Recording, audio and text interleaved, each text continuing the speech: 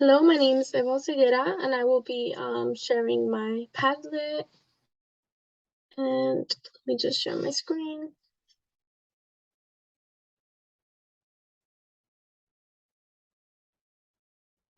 Okay, so for my presentation, I chose to focus on the stages of reading, using children's books to reinforce initial consonants, inspiration, and decoding strategies. I did do a pricing video, but I wasn't able to share it on YouTube, so I am making a separate video. So the stages of reading is something that stood out to me because it helped me understand the developmental stages a little bit more. So the pre-alphabetic stage, it relies on visual cues or graphic features like signs.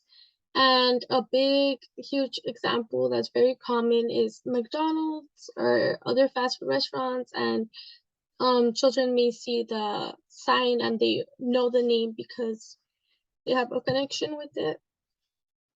And then there's semantic connections like stop signs. So many exposures to these themes. And the only problem is that it limits the amount of words that students can make those connections with. And then the partial alphabetic stage is letter associations. Normally it's between 1 and 2 letter relationships. And then it does focus a lot on the initial sounds and some sight words. But in the third stage is where it gets a little bit more advanced and it expands on the previous stage. So they're able to read words using letter sounds. Grapheme, phoneme, reading speed begins to increase. And this is really true because in the beginning, students are more likely to read really slowly just because they're sounding out every single letter. And they're still trying to figure it out, so they're very cautious. And at this stage, they're a little bit more confident and able to make more letter sound connections, so they read a little bit faster. And then the consolidated alphabetic stage is where they're able to use the patterns, so that helps them to be able to know the words since they have had a lot of practice in the previous stages. And then there's automatic alphabetic, and this one's automatic recognition.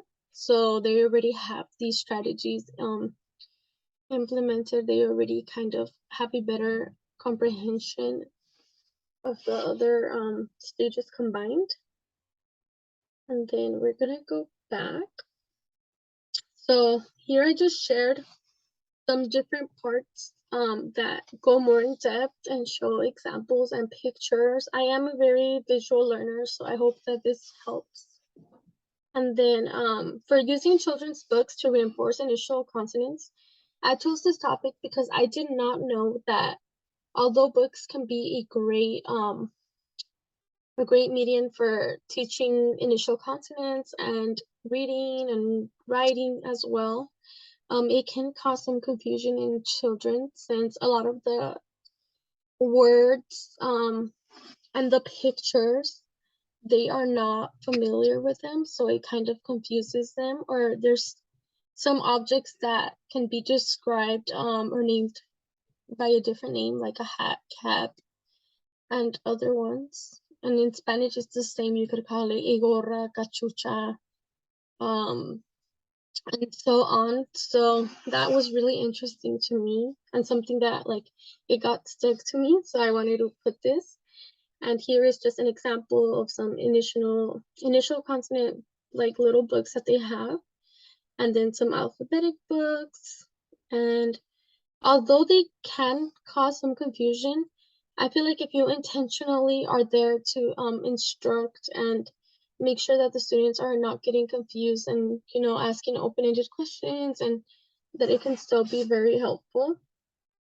And then Kidspiration is a source that really caught my attention because it allows for the integration of math, science, literacy, and other areas. So I thought that was really fun, and it's made so that there's a lot of visuals, a lot of print, a lot of colors. Students can make connections. There's really fun activities, and it can help L students to feel more confident as well, just because it has a lot of support.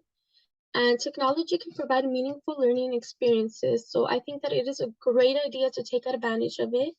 And here you can access the website and you can see a video of what it looks like in action and different pictures that shows some of the activities. And then decoding strategies, I added some pictures. These are less advanced. However, in chapter 5, the book does show a lot of advanced decoding strategies. So I feel like these starting decoding strategies at an early age can help children to gain those skills that they can expand on and help them successfully use the advanced strategies when they don't understand a word or when they get stuck. And then here is an awesome video as well that shows you how you can help kindergarten and first and second graders. So I just liked being able to see like how it would look with younger children as well. And I really hope that you enjoyed my video. Let me see if I can go back. Thank you, and again, I hope you enjoyed my video. I'm gonna stop my sharing and I'm gonna stop my video.